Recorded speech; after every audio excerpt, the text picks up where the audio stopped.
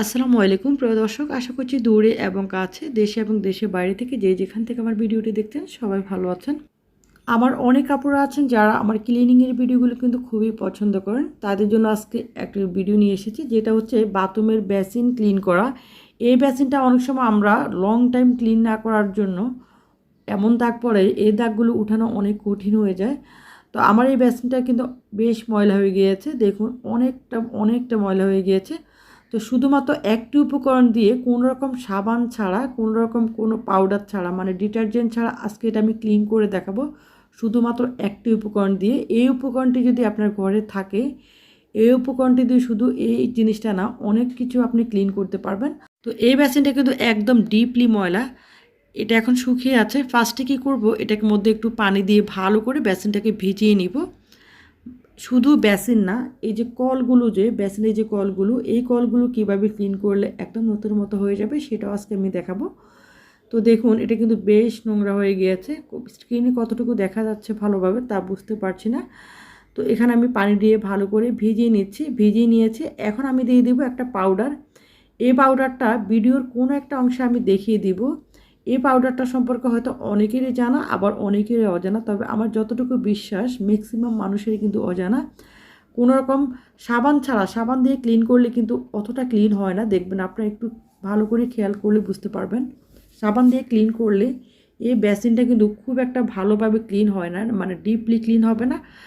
আর আপনার এই যে ডিপলি যে ময়লাগুলো পড়ে, যে একদম কালো কালো যে দাগগুলো পড়ে, সেই দাগগুলো কিন্তু ভালোভাবে উঠবে না। তো আমি এই পাউডারটা কোনো একটা অংশ অবশ্যই দেখিয়ে দিব। তবে এখানে আমি একটা বস্তা ব্যাগ নিয়েছি, মানে চালের বস্তার ব্যাগ। এগুলো দিয়ে কিন্তু ক্লিন করলে আমার কাছে সবচেয়ে সুবিধা মনে হয়। এখন আমি এই ব্যাগটা দিয়ে একটু জাস্ট এভাবে করে ওষুধটা লাগিয়ে নিচ্ছি। এই যে যে পাউডারটা দিয়েছি, এই পাউডারটা লাগিয়ে নিয়েছি। আর এই যে দেখুন, এই দাগগুলো কিভাবে আমি ক্লিন করি সেটাও কিন্তু আমি আজকে দেখাবো। বেসিন ক্লিন করার জন্য কিন্তু এক্সট্রা কিছু ব্রাশ আছে, সেই ব্রাশ কিন্তু আমার আছে, যদিও আমি সেগুলো খুব একটা ইউজ করি না। আমার কাছে যেভাবে কমফোর্টেবল মনে হয় সেভাবে ইউজ করার চেষ্টা করি। আর আপনাদেরকে দেখানোর চেষ্টা করি যেগুলো ঘরোয়া উপকরণগুলো থাকে, সেই উপকরণগুলো দিয়ে আপনারা ইনস্ট্যান্ট কিভাবে ক্লিন করতে পারবেন সেটাই কিন্তু দেখানোর চেষ্টা করি। আর ফেলে দেওয়া জিনিসগুলো আপনি কিভাবে কাজে লাগাতে পারেন সেটাও দেখানোর চেষ্টা করি। তো এই বেসিনটা জাস্ট ওষুধটা এইভাবে লাগিয়ে এটাকে হাফ অ্যান আওয়ার মতো যদি রেখে দেন, তাহলে কিন্তু খুবই ভালো কাজ করবে।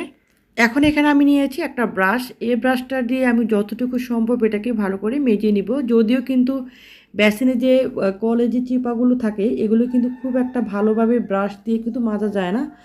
তার জন্য কি করবেন সেটা কিন্তু আপনাদেরকে দেখাবো। এখন এটাকে দিয়ে আমি আগে ফার্স্টে কিন্তু ভালো করে যতটুকু সম্ভব মেজে নিব। তবে এই বেসিনটা কিভাবে একদম ডিপলি ক্লিন করার জন্য কিভাবে ক্লিন করবেন সেটা আজকে দেখাচ্ছি। আর যদি রেগুলারলি ইউজ করেন সেটা হচ্ছে অন্য ওয়ে।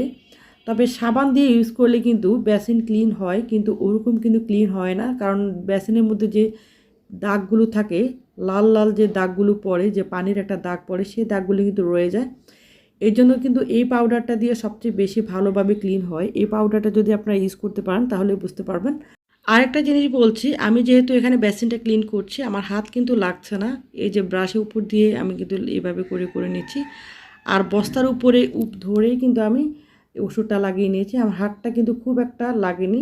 আপনার চাইলে হ্যান্ড গ্লাভস ইউজ করতে পারেন, অবশ্যই চেষ্টা করবেন হ্যান্ড গ্লাভসটা ইউজ করতে। তো এখানে আমি ব্রাশটা দিয়ে যতটুকু সম্ভব আমি মেজে নিচ্ছি। তবে আমি মাঝখানে আরেকটা কথা বলছি, সেটা হচ্ছে অনেকেই কিন্তু একটা জিনিস ভুল করেন, সেটা হচ্ছে অনেকেই এই বেসিনের মধ্যে বিগজল ইউজ করেন অথবা হারপিক ইউজ করেন।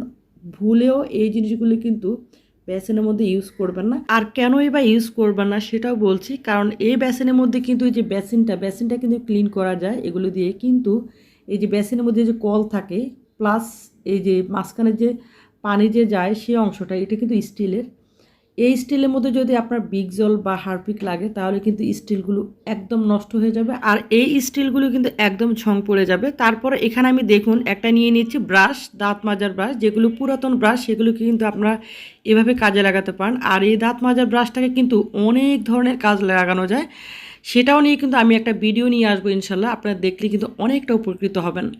তো এখানে দেখুন ব্রাশটা দিয়ে আমি ভালো করে একটু মেজে নিচ্ছি, এভাবে যে চিপাচাপাগুলো যেভাবে মাজা যায় সেভাবে কিন্তু মেজে নিচ্ছি। তবে এখানে একটা জিনিস বলছি, আমি কিন্তু এই ওষুধটা দিয়ে একদম ইনস্ট্যান্ট এটা কিন্তু মেজে নিচ্ছি। আপনারা কিন্তু যদি এটাকে হাফ অ্যান আওয়ার মতো বা 1 আওয়ার মতো রেখে দিতে পারেন তাহলে কিন্তু এটা এরকম মাজাও লাগবে না, জাস্ট আলতো হাতে হালকাভাবে ঘষা দিলেই কিন্তু উঠে যাবে। ব্রাশ দিয়ে যতটুকু সম্ভব আমি মেজে নিয়েছি। এখন এই যে বস্তা ব্যাগটা দিয়ে একটু হালকা করে মেজে নিব। যারা আমার ভিডিওটি দেখছেন প্লিজ লাইক দিয়ে সম্পূর্ণ ভিডিওটা দেখার অনুরোধ রইল, আর ছোট্ট একটি কমেন্টস করে আপনার মূল্যবান মতামত জানিয়ে যাবেন। আর ভিডিওটি যদি বিন্দুমাত্র ভালো লাগে প্লিজ ভিডিওটি শেয়ার করে দিতে পারেন আপনার ফেসবুকে বা হোয়াটসঅ্যাপে বা যে কোনো মিডিয়াতে। আপনার একটি শেয়ারের মাধ্যমে হয়তো অনেকে উপকৃত হতে পারে। আজকে তো আমি বেসিন দেখালাম, সম্পূর্ণ বাথরুম ক্লিনিংয়ের একটা ভিডিও কিন্তু আমার চ্যানেলে দেওয়া আছে, যেটা প্রায় 72,000-এর উপরে ভিউ হয়েছে।